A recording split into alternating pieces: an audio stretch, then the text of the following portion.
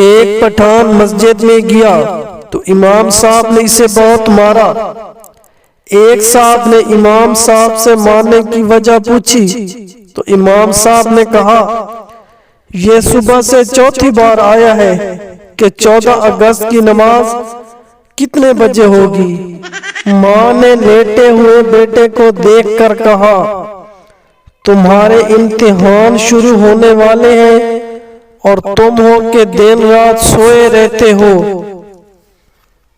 बेटे ने जवाब दिया, मास्टर साहब ने कहा है इस वक्त तक तुम पास नहीं हो सकते हो जब तक तुम दिन रात एक न कर दो।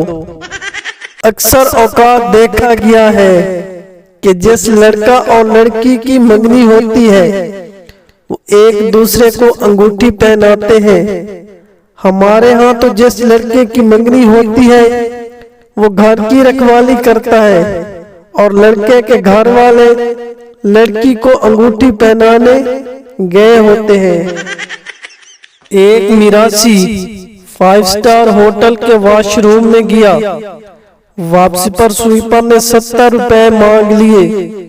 मिरासी गुस्से से बोला, मौला खुश रखे, की गाले जनाब, लोटे में पेप्सी पाइसी। लड़का, 2 माह पहले मैंने एक किताब खरीदी थी, हाउ टू अवॉइड प्रोक्रास्टिनेशन। दोस्त, अच्छा क्या पढ़ रहे हो? लड़का, यार क्या करूं, अभी तक तो बस तस्वीरें देख रहा हूँ।